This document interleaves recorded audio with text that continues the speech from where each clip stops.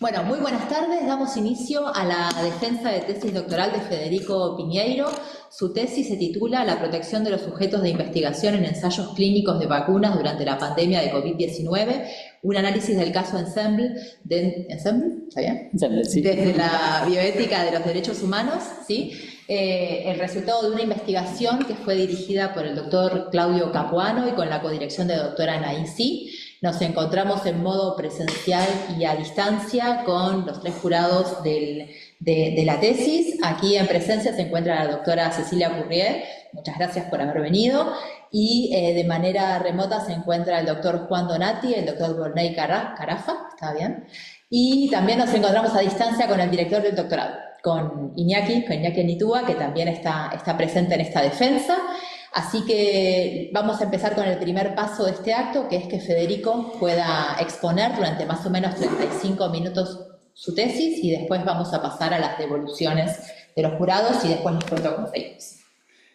Federico. Bueno, gracias Laura. Muchas gracias. Bueno, buenas tardes a todos y a todas. Gracias por estar acá, a quienes están presencial y a quienes están del otro lado de la pantalla. Voy a empezar esta presentación comentándoles brevemente acerca de mi recorrido personal y cómo llegué a este proyecto. Soy farmacéutico y economista, realicé una maestría en epidemiología, gestión y políticas de salud y obtuve una beca doctoral cofinanciada UNLA CONICET en el año 2019, justo antes de que empezara la pandemia, en la que, bueno, hoy estoy terminando este camino en el doctorado de Derechos Humanos con este proyecto que se denomina La protección de los sujetos de investigación en ensayos clínicos de vacuna durante la pandemia de COVID-19, un análisis del caso Ensemble desde la bioética de los derechos humanos. Que bueno, tuve el placer de recorrer este camino bajo la dirección del doctor Claudio Capuano, que lamentablemente justo estaba de viaje, por eso no pudo estar hoy, y la codirección de la doctora Anaí.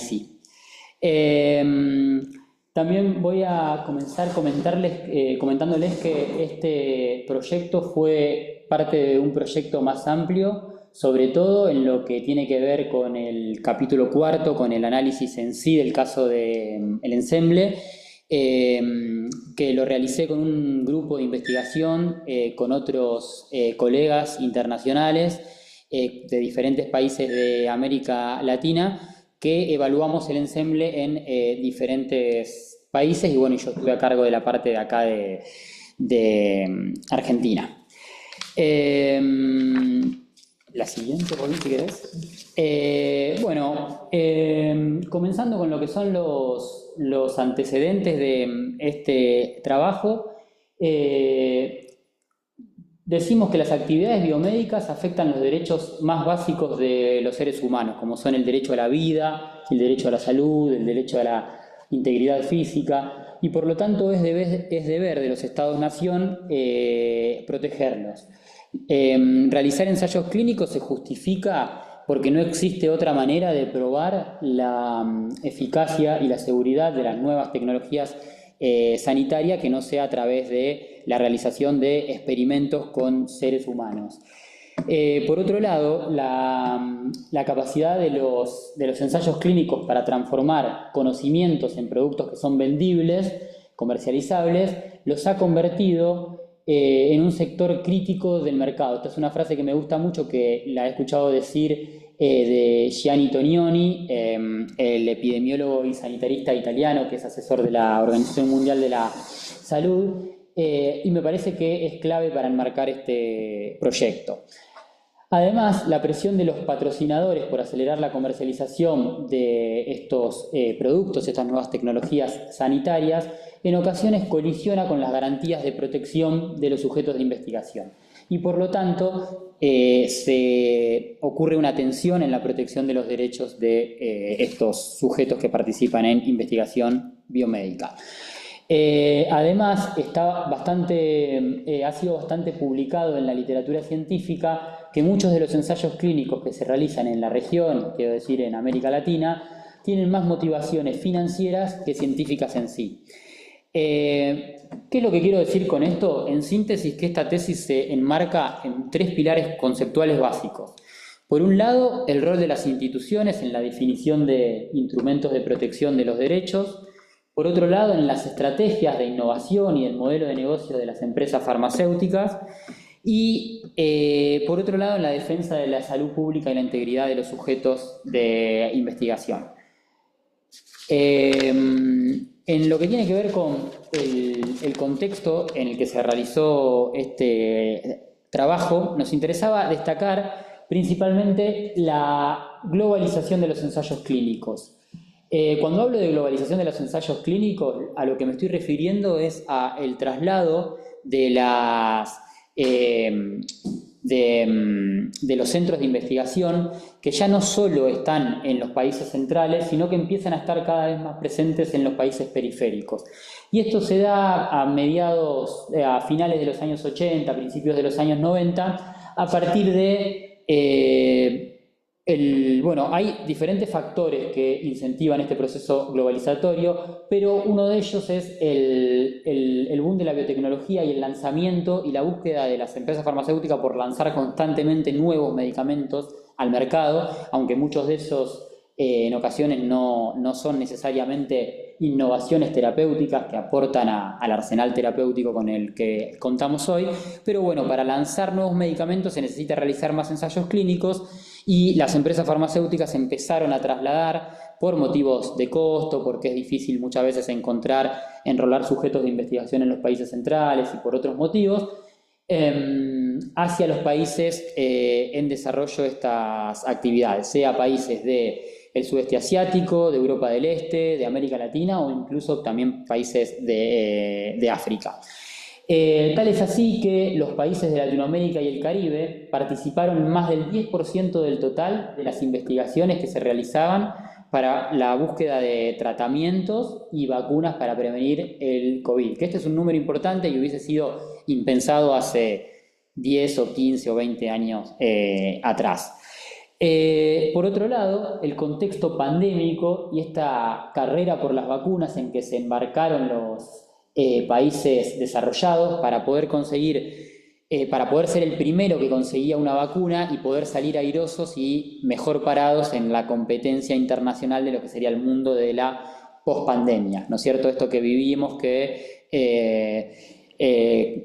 China intentaba lanzar una vacuna y de repente Estados Unidos respondía apoyando a las empresas estadounidenses para que la desarrollen más rápido y Europa tenía su parte y demás. O sea, los principales países que tienen capacidades en el científico-tecnológicas y del sector farmacéutico se embarcaron en esta carrera por conseguir nuevas vacunas y nuevos tratamientos.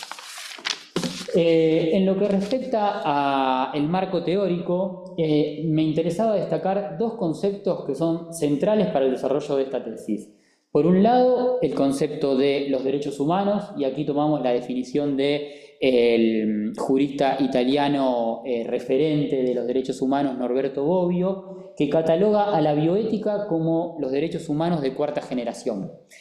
Por otro lado, otro de los aspectos principales de la tesis tiene que ver con la bioética. Y para referirnos a la bioética utilizamos la definición de la primera persona que se refirió a la bioética como tal, que fue el filósofo alemán Fritz Schaar en 1927, y por supuesto la definición del filósofo americano Potter, que es de principios de los 70, ¿no es cierto?, la más actual.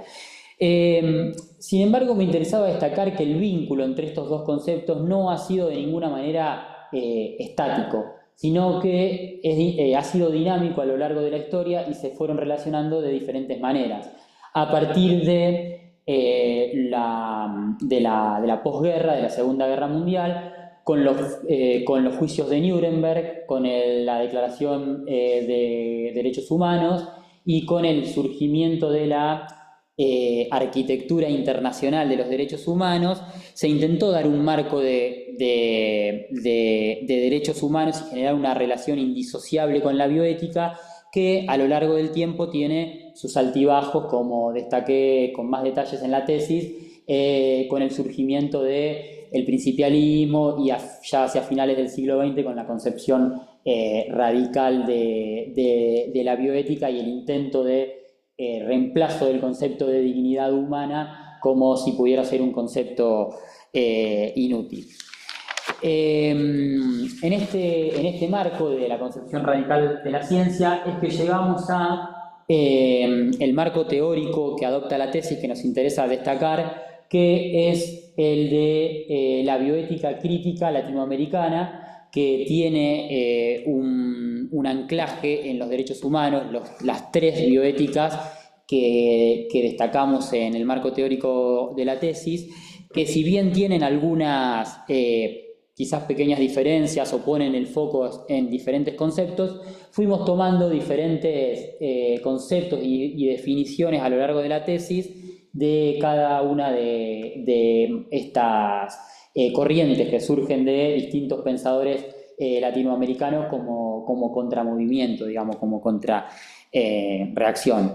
Además, también me interesaba destacar el aporte de Giovanni Berlinguer con su bioética cotidiana y los debates sobre la forma de nacer y morir, los debates entre trabajo y salud, la mercantilización de los cuerpos humanos y demás. En lo que respecta a la bioética de intervención, es la que promueve una visión colectiva, politizada, comprometida con la cosa pública, y allí nos interesó destacar principalmente los conceptos de explotación y vulnerabilidad, que consideramos que eran como especialmente importantes para el caso del ensemble que estábamos analizando. Después, en lo que tiene que ver con la bioética de protección, bueno, da por sentado que al interior de las sociedades existen sujetos con mayor vulnerabilidad, que necesitan de una bioética propia que vele por sus propios intereses. Y bueno, y lo que es la bioética de los derechos humanos propiamente dicho, bueno, es una teoría de teorías, se podría decir, es un campo amplio y plural que considera que solo desde la perspectiva de derechos humanos es posible ahondar en los debates bioéticos relativos a la biomedicina y a la investigación científica.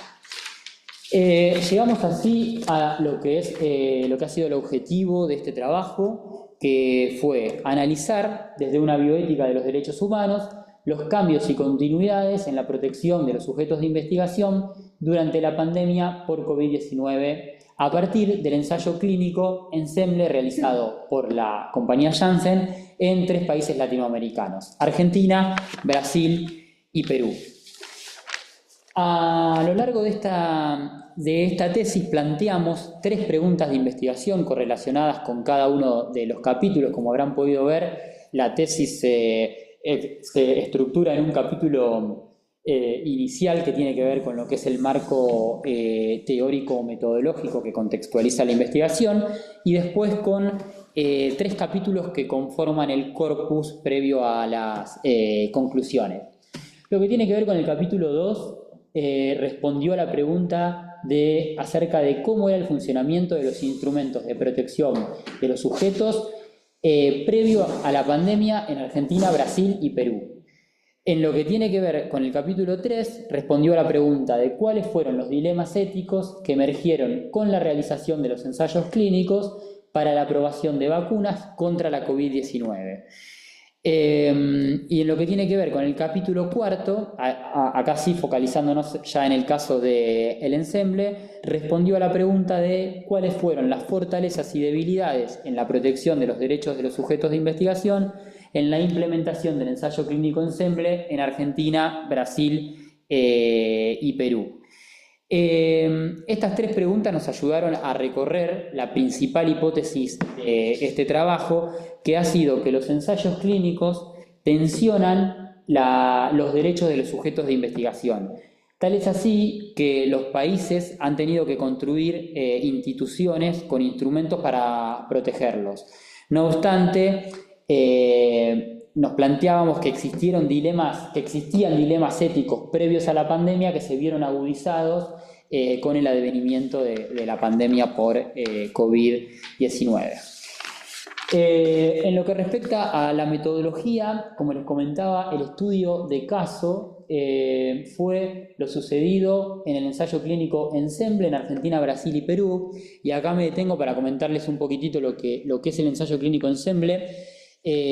Fue un ensayo clínico de fase 3, randomizado, aleatorizado, que patrocinado por la compañía Janssen, que es una compañía subsidiaria de la compañía estadounidense Johnson & Johnson, que es una de las principales farmacéuticas a nivel global.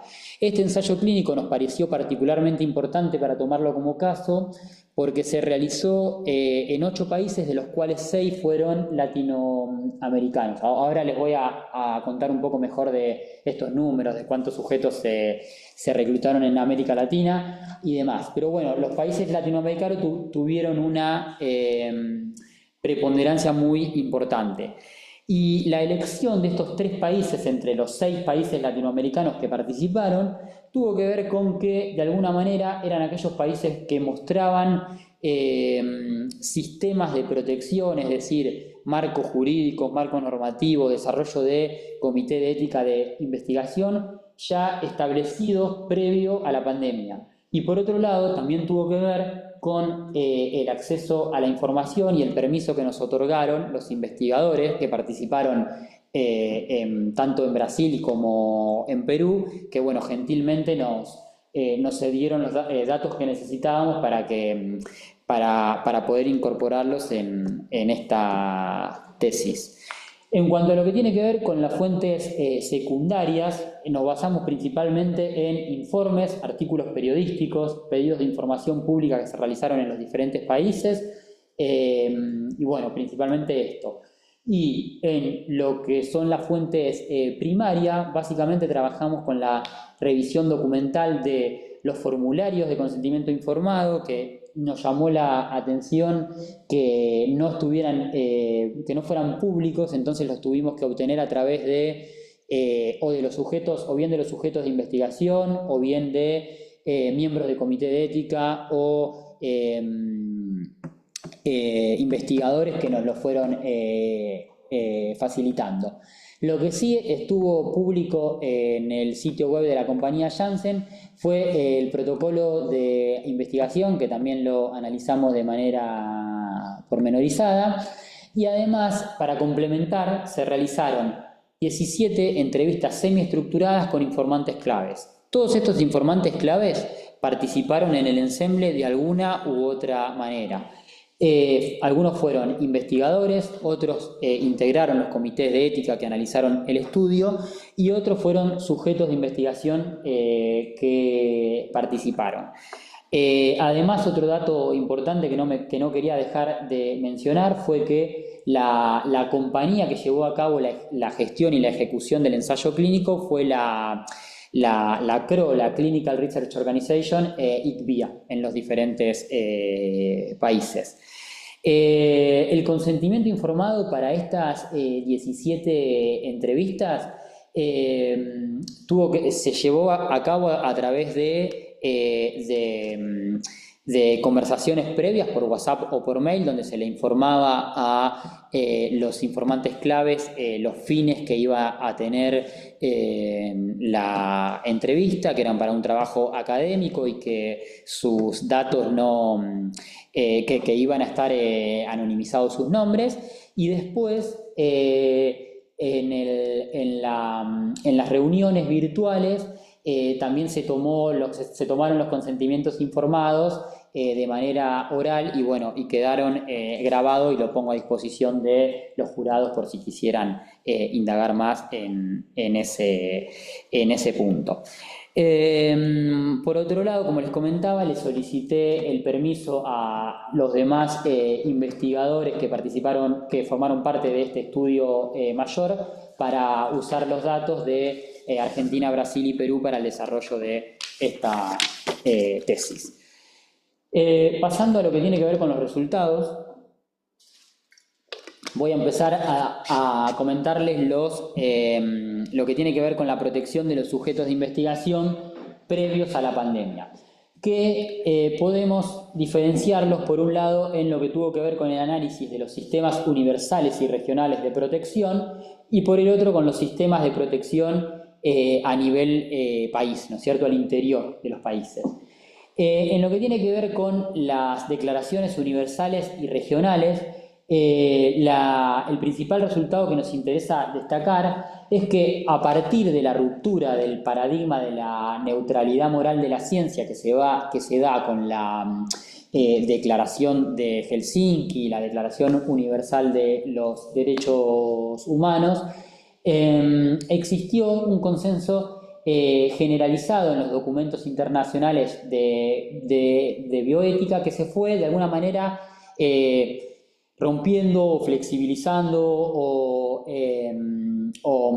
o discutiendo de mayor manera hacia finales de los años 90, con lo que algunos autores denominaron la crisis del marco normativo internacional.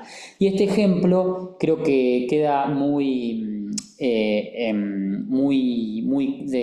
de manera muy claro en lo que tuvo que ver con las discusiones a partir de la Declaración de Helsinki, que tiene su primera versión en el año 64, y diferentes revisiones, llegando al punto de las discusiones que se tuvo en el año 2000 con lo que tiene que ver con la utilización del placebo en países africanos, el doble estándar ético de investigación y las diferentes posturas de los representantes de los países desarrollados y en desarrollo, que fueron como tensando esa discusión, llegando al fin a que Estados Unidos abandone la Declaración de Helsinki en el año 2008 y la reemplace por las normas de buena práctica clínica que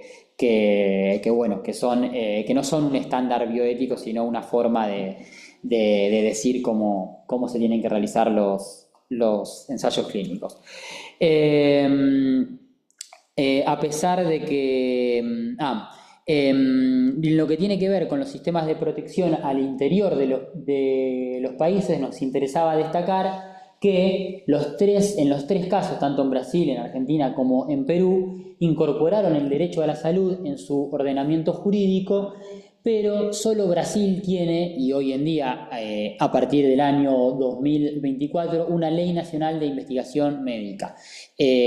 Cuando lo analizamos previo a la pandemia, ni Argentina, ni Brasil, ni Perú tenían una ley nacional de investigación biomédica, pero como vamos a ver en la diapositiva siguiente, tenían un marco jurídico bien estructurado con diferentes normativas.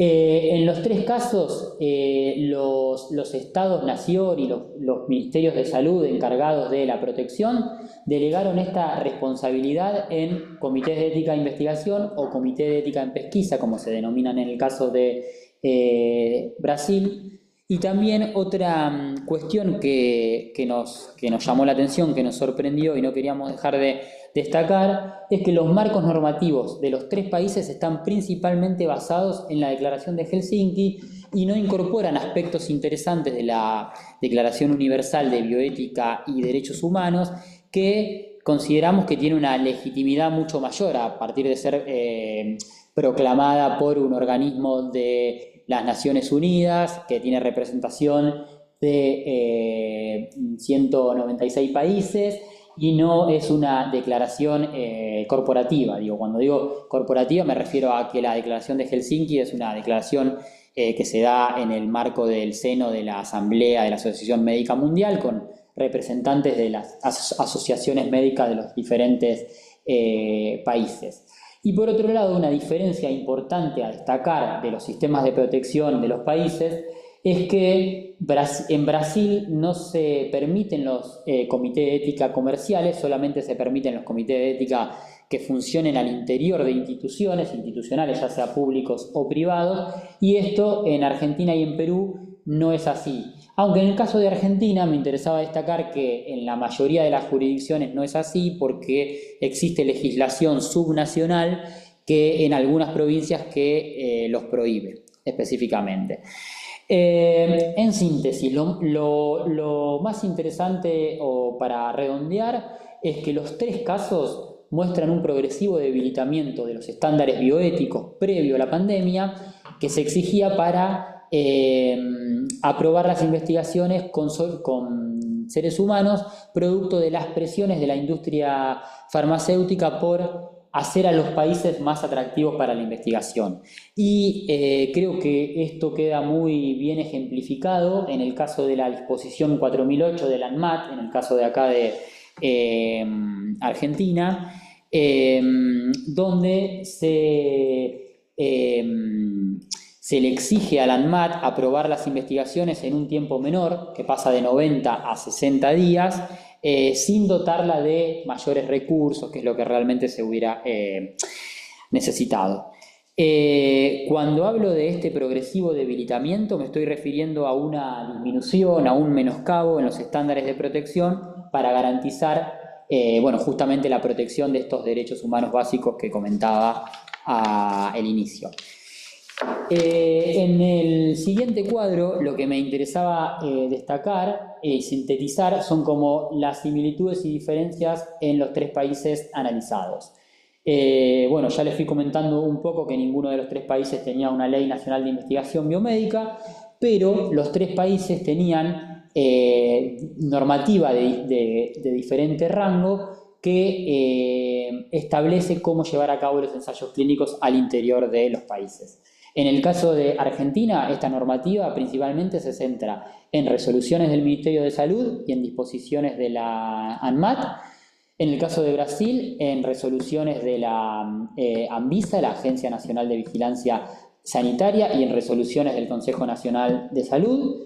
Y en el caso de Perú, a través de un decreto supremo firmado por el presidente de la Nación que aprueba el reglamento de ensayos clínicos, y el último se llevó a cabo en el año 2017.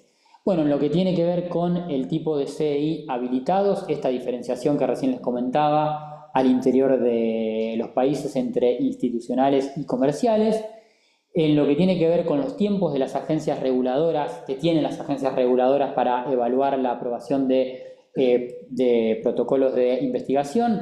Bueno, en el caso de Argentina, a partir de la disposición 4008 son de solamente 60 días hábiles, y en el caso de Brasil y Perú, de 90 días corridos y de 40 días hábiles, aunque en los dos países hacen una diferenciación y le da a la agencia reguladora plazos mayor en medicamentos biotecnológicos o vacunas, porque bueno, se interpreta que son de una complejidad mayor y requiere otro tipo de evaluación. Además, también destacar que los tres países cumplen con lo que dicen las normativas bioéticas globales y regionales al tener un registro oficial de ensayos clínicos al interior de los países. Bueno, como ya les comentaba, antes de la pandemia se observa cierta flexibilización y debilitamientos paulatinos de los sistemas de protección bajo esta premisa, ¿no?, de hacerlo menos burocráticos, de modernizarlos y de volver al país más atractivo para la investigación. De alguna manera se da esta competencia entre países latinoamericanos por atraer más inversión extranjera directa a través de los ensayos clínicos. Pasando ya al capítulo tercero, lo que tiene que ver ya en sí con el contexto pandémico, la llegada de la pandemia de COVID-19 transformó de alguna manera nuestra vida cotidiana, la forma en que trabajamos, en que vivimos, en que nos relacionamos. Tal es así que la preparación y la gestión de la pandemia fue un desafío global muy complejo, y en ocasiones los intereses nacionales primaron por sobre la cooperación global, y estuvo acá muy en debate el entendimiento de la salud como un derecho o la salud como una mercancía. Los sistemas de salud al interior de los países, que ya eran frágiles, que habían sido en muchos casos venían de ser debilitados por procesos neoliberales recientes, se vieron tensionados al máximo de su capacidad.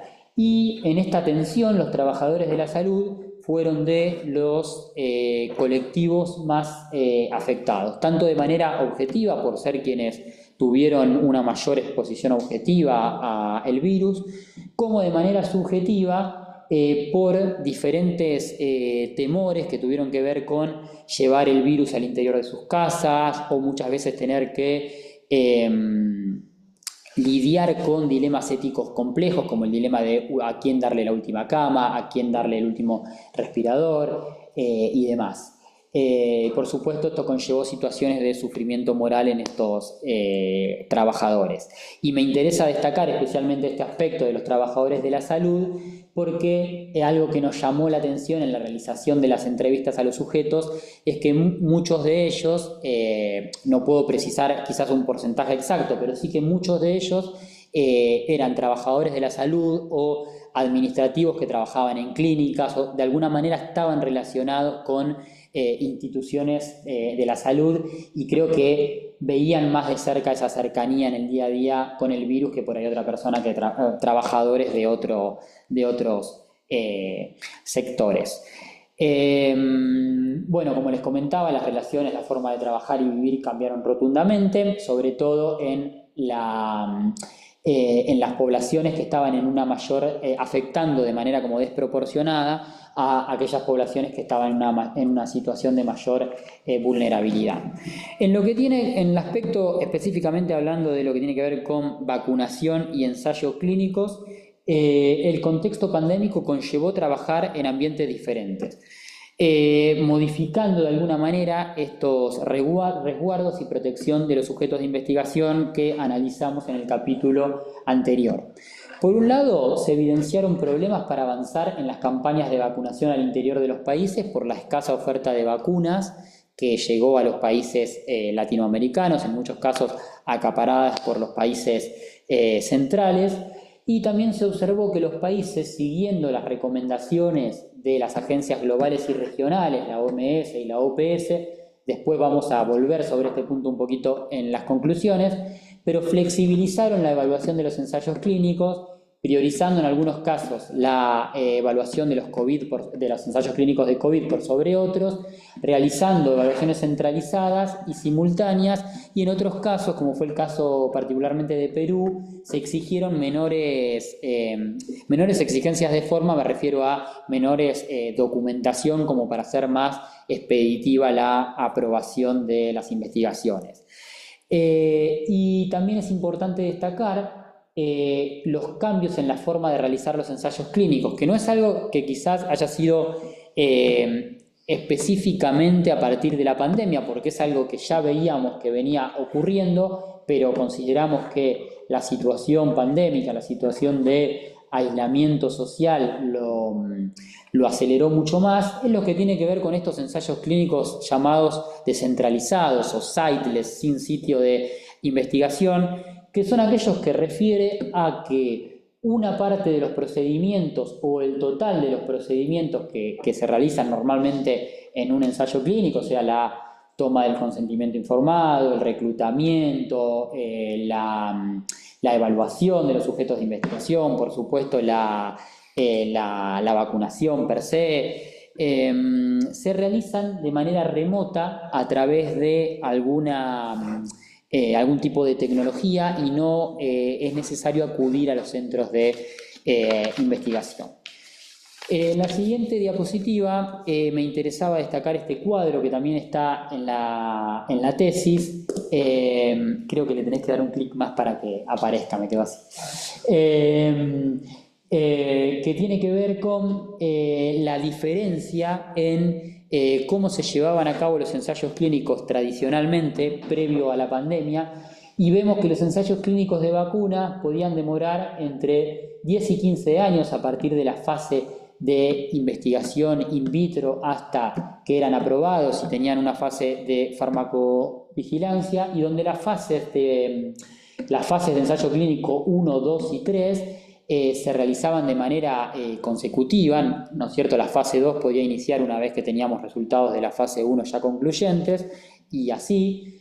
En la pandemia, en cambio, las 3 fases de investigación se realizaron de manera solapadas.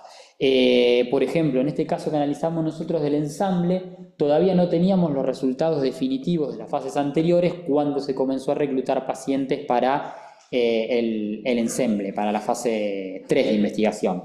Y a partir de ese solapamiento de las fases y la rápida investigación preclínica, se pudo desarrollar vacunas en un periodo de tiempo récord que antes de la pandemia no lo hubiéramos ni siquiera imaginado. Entre 12 y 16 meses a partir del aislamiento del genoma del virus, ya contábamos con una decena de vacunas aprobadas. En lo que tiene que ver, ya pasando a los resultados del capítulo cuarto, me interesaba destacar alguna información cuantitativa, algunos números del ensayo clínico ensemble, ¿sí? Que es en la diapo anterior a esta.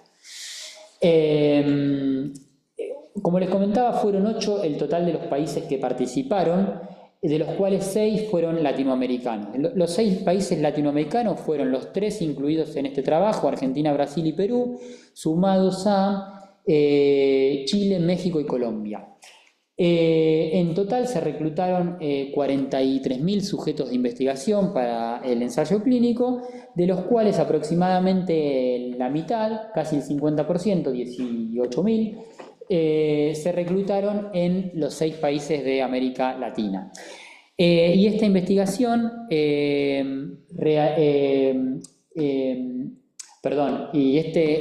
ensayo clínico reclutó sujetos de investigación en 225 centros de investigación y de los cuales 49 fueron en Brasil, Argentina y Perú. En lo que tiene que ver con el capítulo cuarto, en el ensayo clínico analizando el caso del ensemble en particular, podemos destacar algunas fortalezas y debilidades en la protección de los sujetos de investigación. En cuanto a las fortalezas, nos interesaba destacar que los comités de ética pudieron seguir funcionando durante la pandemia y realizaron grandes esfuerzos por aprobar los protocolos de investigación en un contexto muy complejo, priorizando aquellos ensayos clínicos relacionados con el COVID-19 y también implementando reuniones virtuales o reuniones híbridas que también nos dejaban algunas reflexiones. Por ejemplo, algunos destacaron una menor participación cuando estas reuniones eran virtuales o híbridas de los representantes de la comunidad en la deliberación de lo que tiene que ver con los protocolos de investigación, porque muchas veces lo que pasaba era que de alguna manera los profesionales de la salud seguían acudiendo a los centros asistenciales donde está el comité de ética y asistiendo de manera presencial a las reuniones de los comités, y los representantes de la comunidad muchas veces eran, como suelen ser por ahí personal extra que no está vinculado estrictamente con personal de la salud o personal de riesgo que no asistía a la institución, y en general eran ellos quienes se hacían presentes de manera virtual en estas reuniones. Y también nos interesaba destacar algunas experiencias interesantes, como la del Comité Central de Ética de la Ciudad de Buenos Aires, que reunió a los comités de ética que evaluaban tanto el ensemble como otros proyectos de investigación de vacunas COVID para hacer una apuesta en común, ¿no es cierto? Y que todos llevaran las dudas del protocolo, de los formularios de consentimiento informado, y poner una apuesta en común y trabajar de manera colaborativa entre ellos. Creemos que fue una cuestión positiva a destacar. En cuanto a las debilidades en la protección, destacamos el ritmo de trabajo acelerado de los comités y las presiones que surgieron tanto de la sociedad civil, de los gobiernos para la aprobación de vacunas y por supuesto de los patrocinadores que querían rápidamente, como dice Tonioni, convertir esos conocimientos en productos comercializables. Ninguno de los países analizados exigió acuerdos comerciales de acceso prioritario a las vacunas, y esto nos lleva a cuestionarnos sobre el beneficio directo que tuvo el ensemble y la explotación, si no pudo haber tenido carácter de explotación esta investigación. Y cuando hablo de explotación de los sujetos, me refiero a aquellos casos en que la investigación no es cooperativa con aquellas sociedades en las que se lleva a cabo, sino que tiene como fin aprovecharse de alguna vulnerabilidad y no quizás dejar derramar mejores capacidades en el sistema científico-tecnológico o abordar problemas de salud que son específicos de esa sociedad en la que se está llevando a cabo. También muy interesante la motivación de los sujetos de investigación, que en ocasiones destacamos un falso sentido de protección al sentir que de alguna manera participando en un ensayo clínico ya estaban vacunados. Esto nos lleva a cuestionarnos si la firma del consentimiento informado garantiza realmente la protección de los sujetos, como afirma más la teoría principialista. Y por supuesto, si las condiciones del contexto, el miedo, la incertidumbre, la vulnerabilidad de estos sujetos, como les comenté, la mayoría trabajadores de la salud, no pudo haber tenido alguna consideración especial al decidir si participar o no en un ensayo clínico de vacuna en junio del 2020, cuando no teníamos todavía ninguna herramienta para combatir el virus. Existieron también algunos problemas con la aplicación de telefonía celular que IVIA desarrolló para el seguimiento de los sujetos de investigación. Lo que tiene que ver con la evaluación riesgo-beneficio, podemos destacar que existieron en algunos casos demoras para abrir el ciego, que obstaculizó la vacunación efectiva de algunos sujetos, que está un poco linkeado con esto que le decía del falso sentido de protección, en cuanto a que muchos sujetos que tenían el 50% de probabilidad de haber recibido un placebo, tuvieron que retardar su vacunación, la vacunación efectiva que estaban brindando los gobiernos nacionales. Y también destacamos que los márgenes de acción que tienen los comités de ética para intervenir, para mejorar estos protocolos, estos consentimientos informados en ensayos clínicos multicéntricos patrocinados por compañías internacionales, que son como una especie de enlatados que llegan acá al país y se realizan de la misma manera en muchos centros de investigación, son muy acotados. Y ahora voy a volver un poco sobre eso con más detalle en las conclusiones. Llegando ya a las conclusiones, destacamos en primer lugar que los 3 países constituyeron sistemas de protección frente a la globalización de los ensayos clínicos, y las instituciones que deberían controlar la protección efectiva de estos derechos delegaron de alguna manera el control ético en los comités de ética de investigación. Sin embargo, delegar esta protección en los comités de ética tiene algunos problemas, como vamos a ver en las siguientes conclusiones. Por otro lado, los sistemas nacionales de protección ya venían siendo presionados previo a la pandemia por intereses corporativos, como ya comentamos, y en los 3 casos se habían flexibilizado los procedimientos de evaluación y disminuido los tiempos de aprobación que tienen las agencias reguladoras para evaluar los protocolos. En cuanto a estos problemas de delegar la función de protección en los CEI, destacamos principalmente la gran asimetría de poder que existe entre los comités de ética y los patrocinadores, y como les comentaba, el poco margen de actuación que tienen los comités en estos ensayos clínicos enlatados. Creemos que existe en estos comités una situación de vulnerabilidad institucional en que los CEI tienen poco reconocimiento institucional, muchas veces no tienen los recursos suficientes para desarrollar su actividad.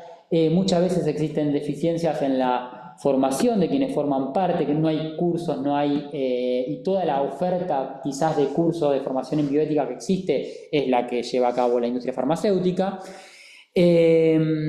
Entonces,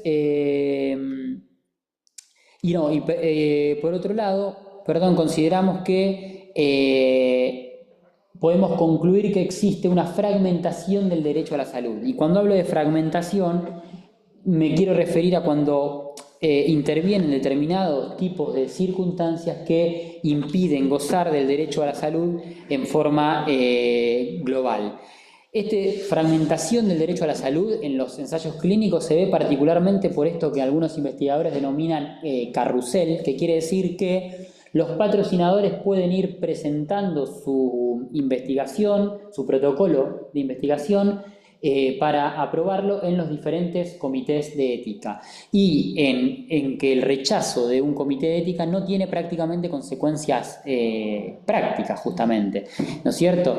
Y esto creemos que incentiva de alguna manera a los comités de ética, por así decirlo, a bajar la vara y a competir por quién aprueba los protocolos de investigación, especialmente en los países que existen comités de éticas comerciales que tienen como fin justamente un fin, lucrativo, y que depende de la aprobación de comités de ética en la industria farmacéutica para funcionar.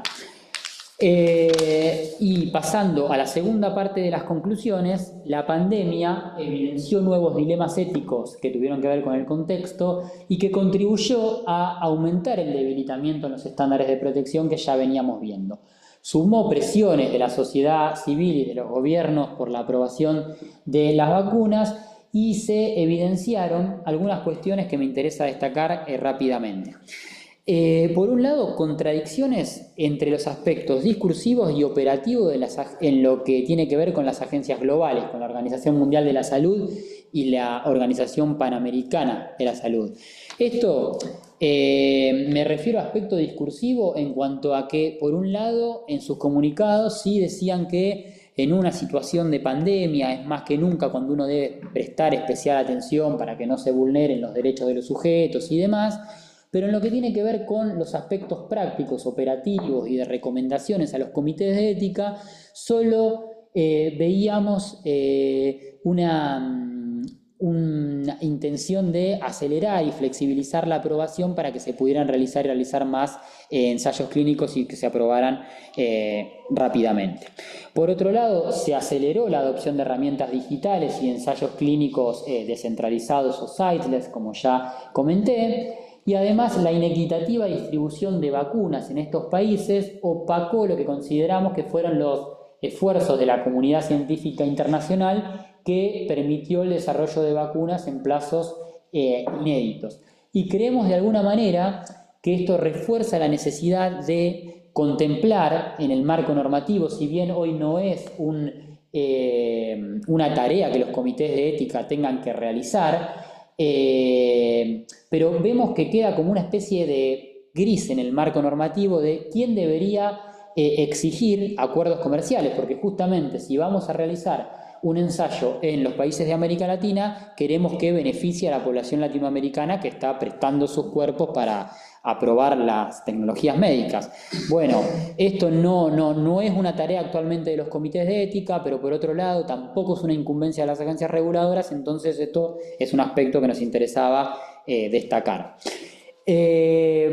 Además, no es claro el beneficio directo que tuvo el ensayo clínico Ensemble. La vacuna no terminó comercializándose ni en Argentina ni en Perú por una decisión eminentemente de política comercial de la compañía Janssen, y en Brasil sí llegaron, pero menos dosis de las que había prometido y de manera tardía.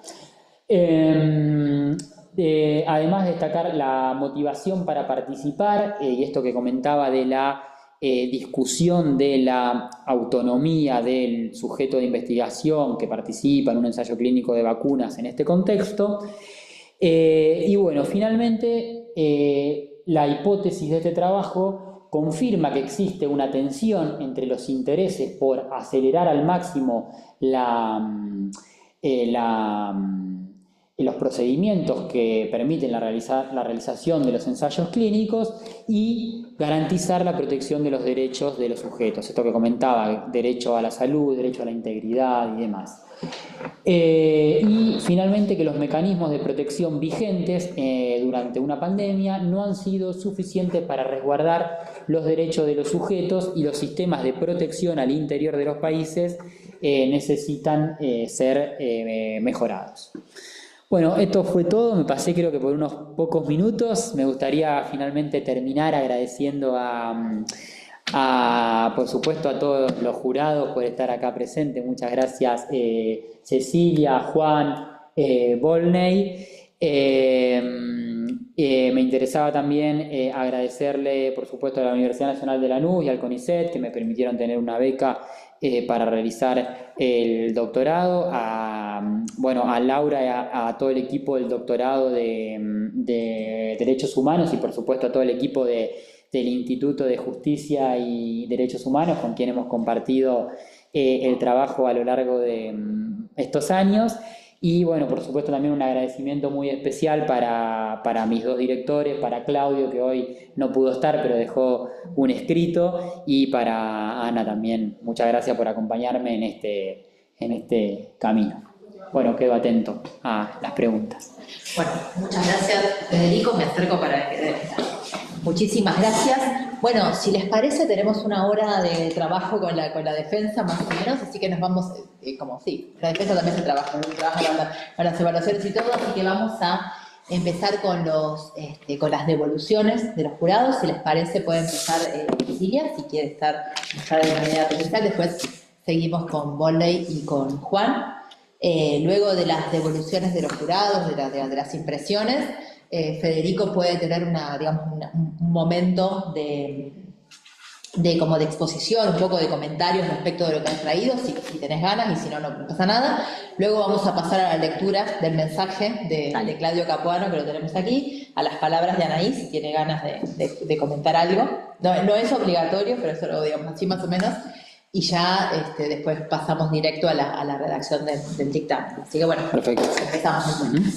Bueno, la verdad fue un placer leer la tesis, no solo por el tema, que es un tema que nos toca muy de cerca, por lo que vos muy bien marcás con la reciente pandemia, no solo por el contenido, sino también por la forma como está estructurada la tesis. Tiene una metodología, tiene una sistematicidad que creo que queda bastante reflejada, inclusive en la presentación que vos hacés, cuando nos vas mostrando en relación a las preguntas que guían a la investigación, cuáles son los capítulos dentro de tu tesis que van a ir respondiendo cada pregunta. Digo, para poner un ejemplo de un pensamiento muy sistemático y que guía, y que además de que el contenido sea muy importante, leerla la tesis sea muy amable también.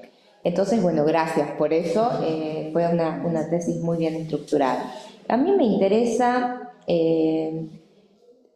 darle algunas vueltas de tuerca. No tengo ninguna objeción para hacerlas, sino pensando en lo que siempre se dice, que una tesis, más que una puerta que cierra algo, es una puerta de salida a nuevas investigaciones. Y en relación a lo que leía de lo que vos, de tus conclusiones, hay cosas que son muy importantes para destacar, y la principal de todas, me parece, es cuando vos marcás esa asimetría entre los CEIs y la industria, en donde claramente uno piensa qué puede hacer un comité si no hay un Estado que por detrás regule, y como vos muy bien mostrás, hay 3 países que no tienen una regulación exacta en torno a la investigación, los 3 países que vos investigaste, más tomando en cuenta, como vos marcás también muy bien, en el año 17, en un gobierno profundamente neoliberal.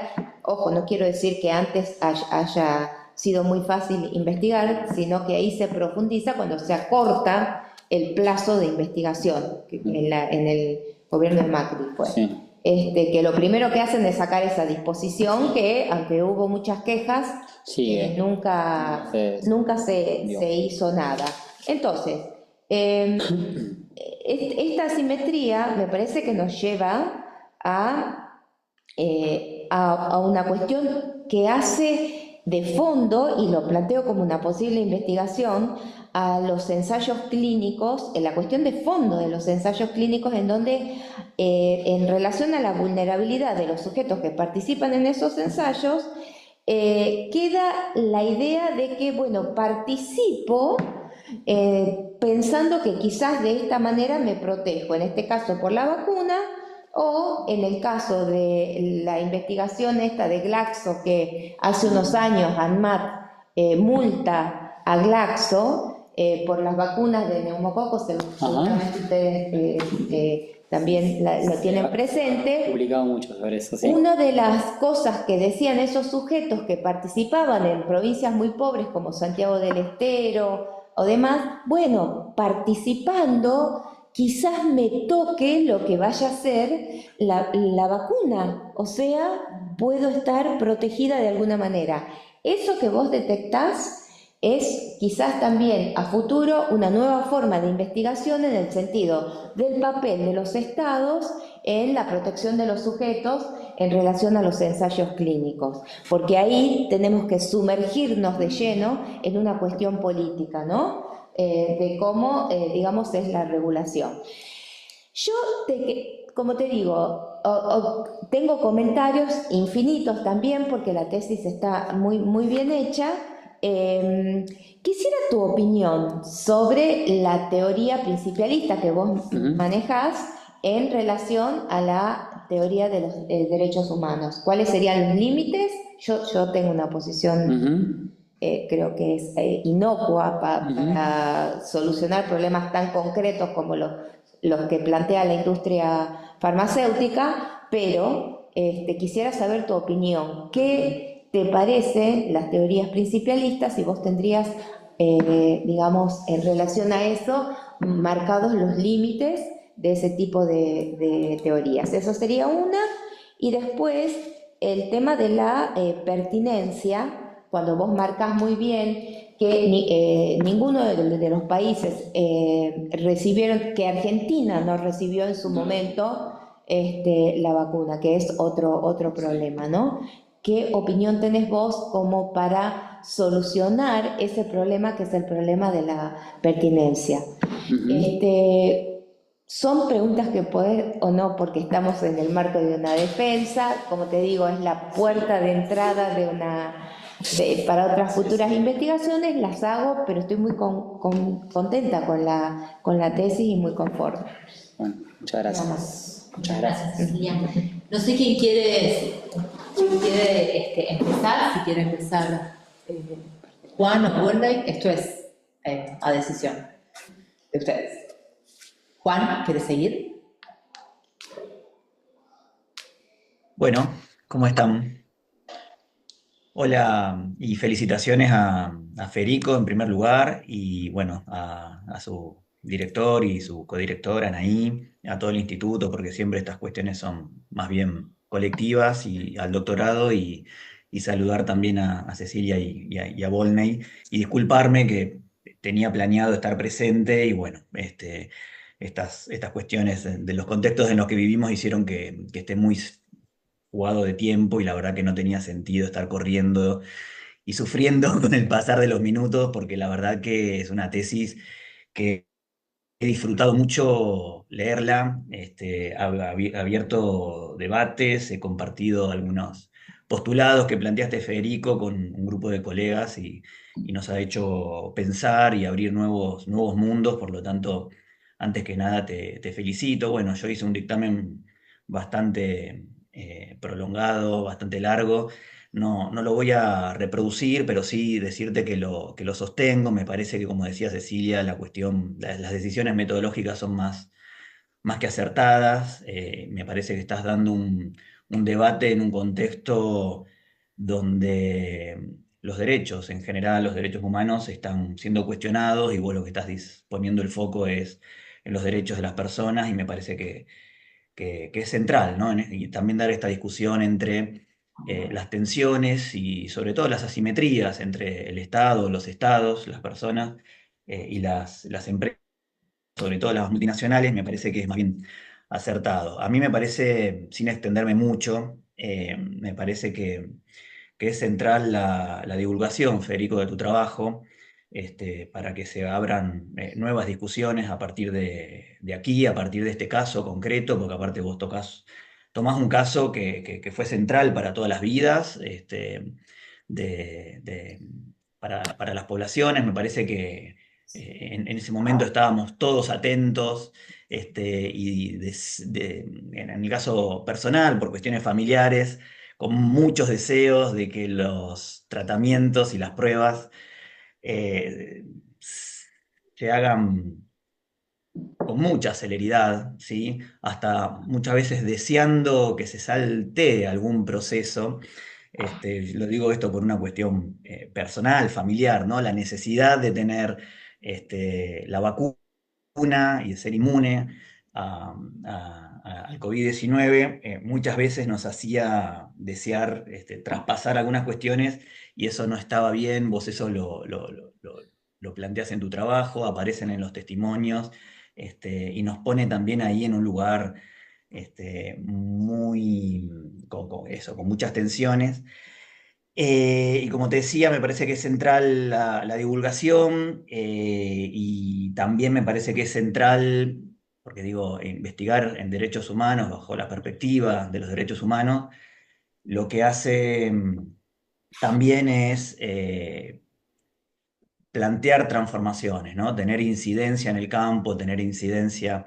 Entonces, una de las preguntas que yo te hacía en el dictamen es eh, que se desprende de las conclusiones, ¿no? Se desprende de las conclusiones de si vos tenías algún planteo específico, particular, de alguna política pública, de alguna normativa, de algún trabajo para plantear a los seis acerca de eso, ¿no? Para modificar estas prácticas que claramente fueron a favor de las grandes empresas y, y en contra de los derechos de las personas que pusieron el cuerpo y muchas veces, lo repito porque vos muchas veces con una intención muy solidaria y muy colectiva, ¿no? Pongo mi cuerpo para que el resto de la población pueda ser vacunada y se avance la investigación de las vacunas. Sin embargo, bueno, los intereses mercantiles no, no, no, no necesariamente van por ese lado, sino que van más bien por una cuestión de ingresos económicos y no derechos humanos. Así que Federico, yo te felicito nuevamente a los directores, y bueno, esa es un poquito el planteo mío y las dudas, a ver si vos has pensado algo específicamente sobre la transformación de la realidad en esta cuestión. Gracias. Pues Ney, un gusto saludarte y te escuchamos.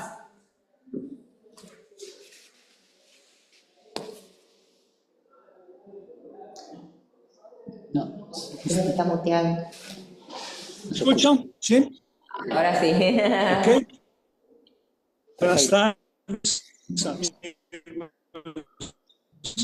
Argentina. Gracias, Laura. Es un gusto estar en este momento con ustedes.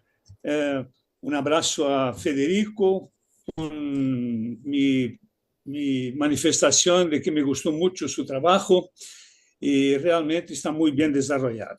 Quero aqui deixar mi registro também, mi querido Cláudio Capuano, que é o diretor dessa tesis, e tenho uma relação muito boa con la Universidad de Lanús, con mi querido amigo también. Quiero decir que me gustó mucho la tesis. Federico, conozco las dos personas con las cuales trabajaste, con Duílio Fuentes en Perú, que fue mi alumno de doctorado aquí en bioética en Brasilia por unos tiempos, y Fernando Hellman, de la Universidad de Santa Catarina, que yo fui de su jurado de maestría y también de doctorado. Así que tuviste dos interlocutores muy buenos, que conocen el asunto, ¿no?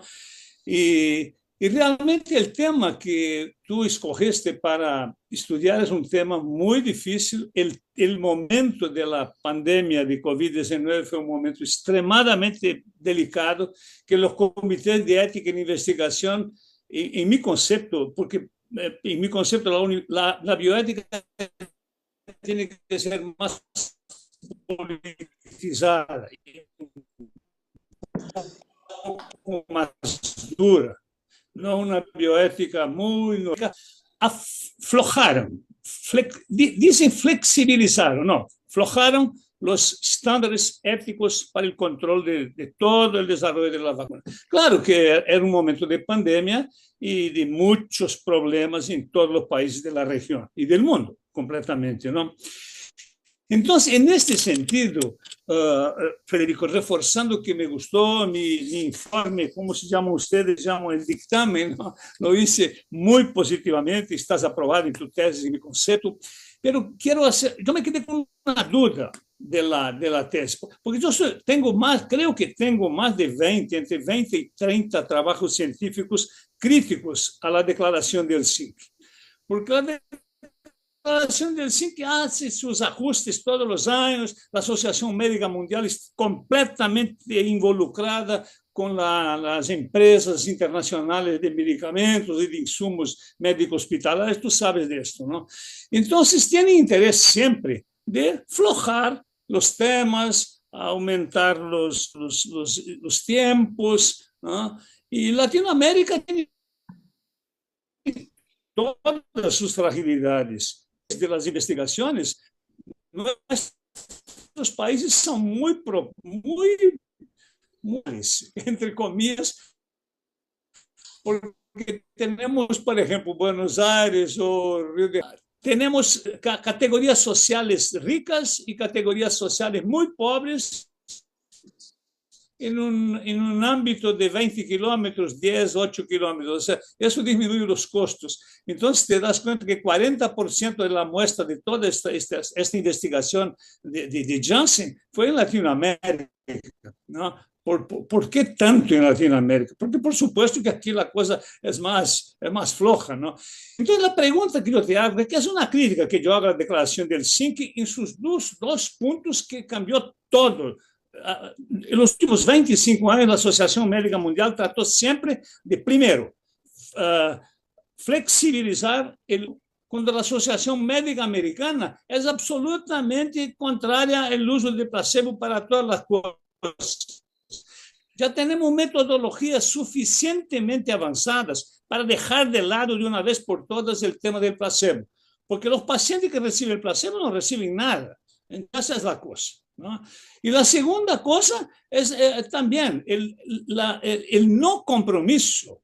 Voy a decir, yo no sé bien cómo se dice eso en español, el no compromiso de los patrocinadores de la investigación, en caso de las investigaciones resultar positivas, en mantener el medicamento, la vacuna o los insumos para los sujetos, que se vieran no como sujetos. Ahí pensando bien en bioética kantianamente, dejan de ser sujetos y pasan a ser objetos, porque el sujeto pasa a ser el tema de la investigación, el objeto de la investigación, ¿no? Y el paciente pasa a ser sujeto.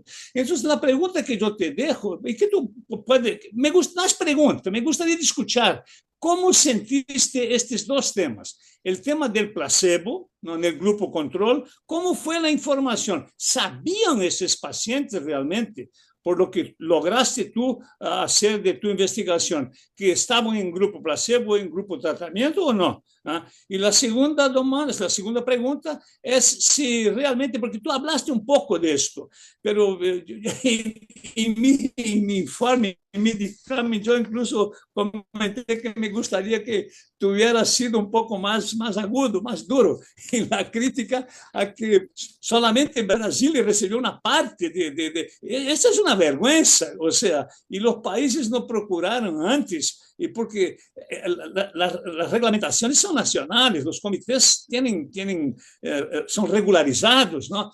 ¿Cómo ocurrió eso? Entonces me gustaría escuchar de ti cómo sentiste estos dos temas con la relación a la declaración del SINC y cómo nuestros países y nuestros comités en tu investigación con la muestra que tuviste se mostraron frente a estos dos dilemas éticos muy importantes. Y me congratulo contigo por ter utilizado la Declaración Universal sobre Bioética y Derechos Humanos de la UNESCO. Realmente, esta bioética anglosajónica es absolutamente liberal en la visión liberal nortista, ¿no? Y no tiene compromiso social con nada, es una bioética exclusivamente biomédica que dejan completamente al lado los temas sociales, los temas sanitarios y tampoco involucra los temas ambientales, ¿no? Entonces, muchas gracias por todos, es un gusto y dejo un abrazo también a mis compañeros que están en este jurado, que me dio mucho honor estar con ustedes. Muchas gracias. Muchas gracias, René, muchas gracias, Juan, que están a distancia, gracias a Cecilia por su evolución. Sí, ¿Estás listo para...? ¿con quién empiezo? No sé si con... No, pero hacer algo integral. Ah, integral. Bueno, dale, voy a intentar entonces. Bueno. Porque son unos minutos. Está bien, ok. No Okay. digamos, es como continuar la conversación. Perfecto, bárbaro. Bueno, muchas gracias a los tres por sus devoluciones. Voy a intentar sintetizar un poco algunas de las cuestiones que me fueron mencionando. Bueno, Volney, mencionaste a Tulio y a Fernando. Yo quizás no me olvidé de mencionar que ellos además leyeron los apartados de cada uno de sus países y me hicieron una devolución muy pormenorizada, así que también quería no dejar de agradecerles acá. En cuanto a la cuestión de la crítica a Helsinki, en estos dos puntos que marcabas, Volney, creo que son centrales, digo, la cuestión de el placebo y el compromiso con brindarle a las sociedades el tratamiento del que contribuyeron a aprobar. Me parece que son dos cuestiones claves. En cuanto al placebo, lo que veíamos en las entrevistas con los sujetos de investigación, que muchas veces existía esto que decía como un falso sentido de protección, que no era algo por ahí que se les hubiera sido remarcado adecuadamente en la toma del consentimiento informado, que tenían un 50% de probabilidades de recibir la vacuna y un 50% de probabilidades de recibir el placebo. Ante la incertidumbre y ante la situación tan extrema que se estaba viviendo, como que el primer impulso, la primera intención era, enlistarse en el ensayo clínico, no se lo cuestionaban demasiado y si tocaba la vacuna mejor y muchos ni sabían que podía existir la posibilidad de recibir placebo. Y después otro punto que me marcabas del compromiso para el tratamiento con las sociedades, que creo que también relacionándolo con lo que Cecilia me mencionabas de cómo, y con lo que Juan también un poco mencionaba sobre qué política pública se podría utilizar para mejorar estas cuestiones.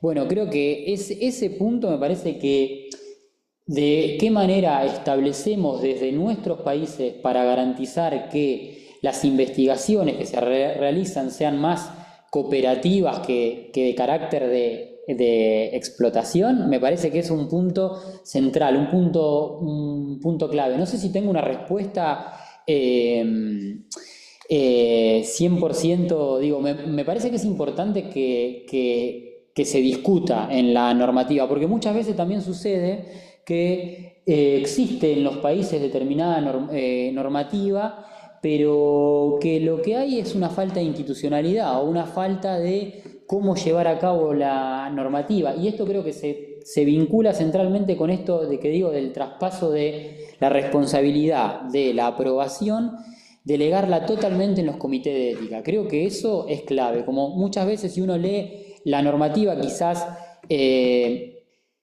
se queda mucho más tranquilo o existen puntos mucho más exigentes para la aprobación, que después con estos puntos que intenté ir marcando a lo largo del desarrollo de la exposición, de flexibilización, de heterogeneidad, digamos, entre los comités de ética y la industria farmacéutica, que bueno, en el día a día hacen que esa normativa realmente no se pueda llevar a cabo de la manera correcta.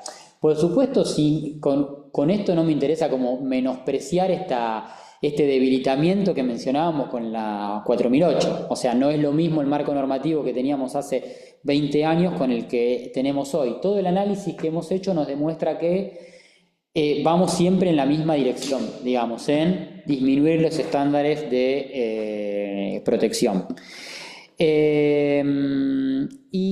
También me interesó mucho el punto, Volney, que no me mencionaste recién, pero que me marcaste en el dictamen, que quizás fue por ahí, es algo a mejorar, que las reflexiones en cada capítulo no eran reflexiones finales como marcaba el título, sino que fueron una especie de reflexiones intermedias para después profundizar en las conclusiones. Pero bueno, lo decidimos de esa manera, quizás no prestamos atención al título exactamente, pero nos interesaba como ir marcando los principales puntos importantes de cada uno de los capítulos que quedaran claros para después poder entrelazarlos y vincularlos en las conclusiones principales del trabajo. Así que creo haber como tocado un poco lo que me mencionaban cada uno, así que no sé, quedo atento si quisieran hacerme alguna otra consulta. Tampoco quiero excederme más en el tiempo de lo que ya me pasé. No pasa nada. Si los jurados quieren hacer algún otro comentario, si no pasamos a la carta del director de Federico, que mandó su mensaje por escrito, y después a las palabras de Anaís, ¿sí? Juan, ¿Volney, todo bien? Bueno, me acerco. Si yo estoy acá, no se escucha bien, ¿no? Mejor que me Acá hay un micrófono. Te acerco de este lado. Ah, ok. Perfecto. Gracias. Bueno, esta es la carta que dejó, la carta que envió el director de Federico, el doctor Claudio Capuano, como un reemplazo a su presencia en la defensa, pero que siempre estuvo muy atento a la distancia y siempre estuvo en permanente comunicación, ¿sí? Buenos días a todas, todos, todes. Esta carta la escribo porque lamentablemente no podré estar en la defensa de tesis de Federico Piñeiro, la cual acompañé en los últimos 2 años. A Federico lo conocí siendo alumno de uno de mis cursos sobre Introducción a los Derechos Humanos y Ética de la Investigación, allá lejos, durante la pandemia. Pasó el tiempo y siempre, por alguna razón, seguimos vinculados académicamente. Cuando me propuso ser su director de tesis y me presentó el proyecto de investigación, le agradecí la confianza y le prometí un camino de mucho trabajo, camino que afrontó con tesón frente a la producción intelectual, del cual doy cuenta, dados los incontables encuentros que tuvimos. En este recorrido contamos con la codirección de la doctora Anaís, que aportó la mirada propia de su especificidad disciplinar. El tema de esta tesis es la protección de los sujetos de investigación en ensayos clínicos de vacunas durante la pandemia de COVID-19, un análisis del caso ensemble desde la bioética de los derechos humanos. Su marco teórico se basa en la bioética de los derechos humanos y su análisis es riguroso. Habiendo atravesado una pandemia que ha traído innumerables traumas sociales que aún hoy estamos transitando, recién ahora empezamos a dar cuenta de algunas de sus consecuencias. En este marco, el trabajo de Federico tiene la originalidad y el alto valor social de tomar uno de los aspectos cruciales en la estrategia que se implementó para controlar la pandemia, que fue la producción de vacunas, cuyo objetivo fue limitar la contagiosidad y disminuir el índice de letalidad. Dichas estrategias se desarrollaron en un contexto de gran incertidumbre, donde la población en general, y entre ellos los que realizamos servicios esenciales, nos hemos encontrado en una situación de extrema vulnerabilidad.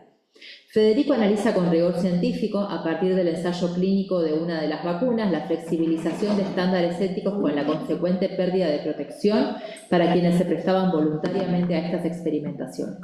Para esto evalúa diversos aspectos como los dilemas éticos que emergieron de ese contexto excepcional, el proceso de inclusión, los riesgos y beneficios directos y la fragmentación al derecho a la salud.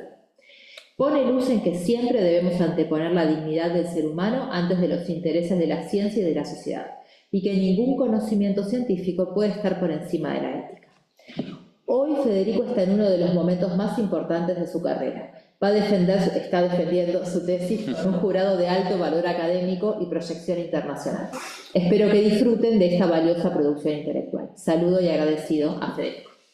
Así que estas son las palabras de Claudio. Y si Anaí tiene ganas de comentar algo más. Bueno, no, voy a ser breve, coincido en lo que señala el director de tesis y creo que también su tesis, la tesis de Fede, es como reflejo de lo que es él y de su trabajo, ¿no? Ese trabajo sistemático que logró hacer, ese ordenamiento de las ideas en la tesis tiene que ver con esa lógica con la cual la estructura y con esa rigurosidad con la que siguió todo paso a paso su investigación. Yo quizá fui la más lejana en términos de temática de investigación, pero la más próxima en el proceso de trabajo, porque él estuvo acá en el instituto trabajando, estuvimos juntos, y era semana a semana traer avances como pocos tesistas lo hacen, y creo que no solo eso es importante, sino también la relevancia que tiene el tema de investigación, que era importante en la pandemia, es importante hoy y es para pensar también en el futuro, ¿no? Y es una herramienta también para defender algunas cosas que tienen que ver con la importancia de fortalecer los comités de ética para la protección de la población en general, cómo tiene que haber cierta autonomía en los comités de ética o en la posibilidad de rechazar o avanzar y de qué forma fortalecer esos espacios de protección de los sujetos ante un avance de una industria que es cada vez más importante y el rol fundamental que tiene el Estado, que debería tener el Estado, en limitar ese avance o entender que ese avance no puede ser por sobre la salud de las personas, ¿no? Entonces, creo que esta tesis puede ser como una herramienta que dé cuenta de la importancia de proteger esos espacios de autonomía y de protección de las personas, fundamentalmente. Así que bueno, y mil gracias al jurado que leyó, que hizo devoluciones, que leímos, que también nos permitieron seguir pensando, seguir discutiendo, seguir avanzando y pensar también a futuro. Así que gracias. Esas lecturas y devoluciones. Bueno, muchas gracias, Anaí. Y ahora nos queda el momento de la confección del dictamen, así que bueno, toca salir, a Majo también le toca salir, Anaí se puede quedar. Si vos te querés quedar, te puedes quedar. Tenés escucha, pero no tenés voto. Como no está Claudio, o sea, la dirección se puede quedar si quiere. Así que, y quienes están, que no son el jurado, que están vía Zoom, también bajan un ratito después regresan. ¿Sí? Cuando, o sea, vi como algunos estudiantes del doctorado, pero no sé si seguían estando ahora. Sí, estoy tratando de ver eso. Sí. Bueno, mientras tanto, antes pueden ir chequeando sus casillas de correo porque yo les mandé un mail. Bueno, vamos a leer entonces el dictamen de la tesis doctoral de Federico. Cecilia está. ¿Cómo? Sí. Bueno, leemos la tesis directa, a ver si se escucha bien. Bien. En el marco del doctorado en Derechos Humanos de la Universidad Nacional de Lanús, estando presentes la doctora Cecilia Purría, el doctor Juan Donati y el doctor Volney Garrafa, como integrantes del jurado, procedemos a leer el dictamen sobre la defensa de la tesis La protección de los sujetos de investigación en ensayos clínicos de vacunas durante la pandemia de COVID-19, un análisis del caso Ensembl desde la bioética de los derechos humanos. Resultado de la investigación desarrollada por el doctorando Federico Piñeiro con la dirección del doctor Claudio Capuano y la codirección de la doctora Anaí Sí.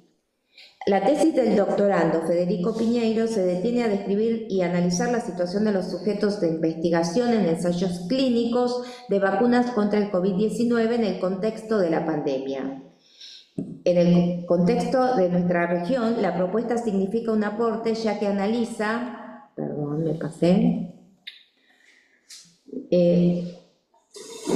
ya que analiza un caso de ensayo clínico durante la pandemia junto con los marcos normativos y regulatorios de 3 países. Expone los límites no solo de las regulaciones, sino del quehacer de las agencias estatales. Muestra además los insuficientes recursos con que cuentan los CEIs que deben evaluar estos protocolos.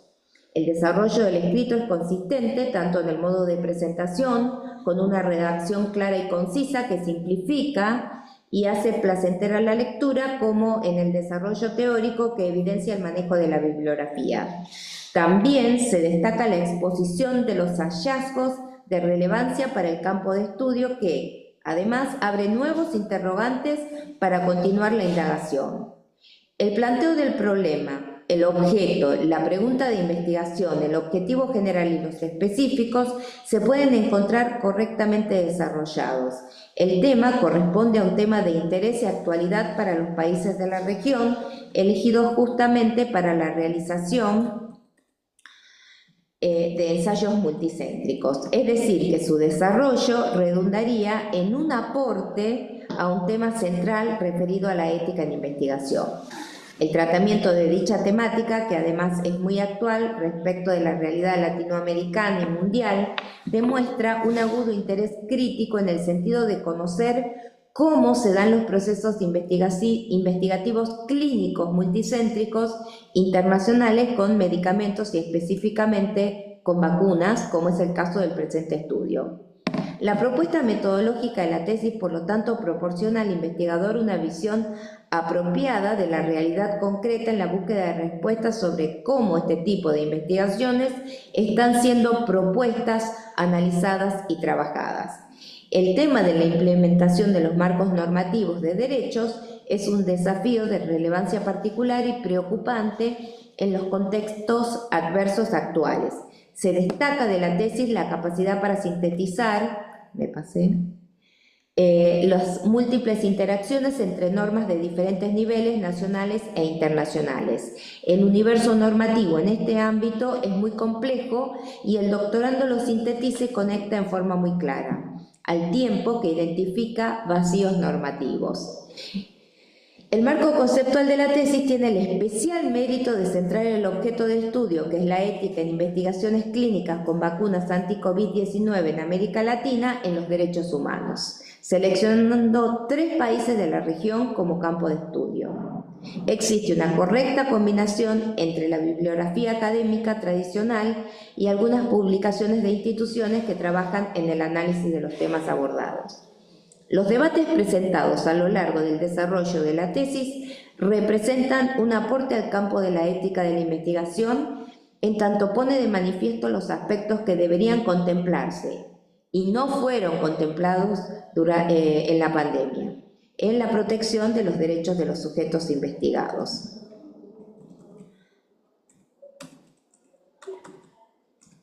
La consideración de los derechos humanos de los sujetos que integran los ensayos multicéntricos desarrollados en Latinoamérica por parte de la industria farmacéutica es un tema de suma necesidad en la región. Por todo lo expuesto, este jurado otorga la calificación de 10 por unanimidad y se recomienda para su publicación. Bueno, muchísimas gracias. Muchas gracias de nuevo. Volney y Juan también. Muchísimas gracias y bueno, esperemos que nos estemos cruzando pronto. Bueno, muchísimas gracias al jurado por estar de manera remota desde Sicilia, por estar aquí, así que bueno.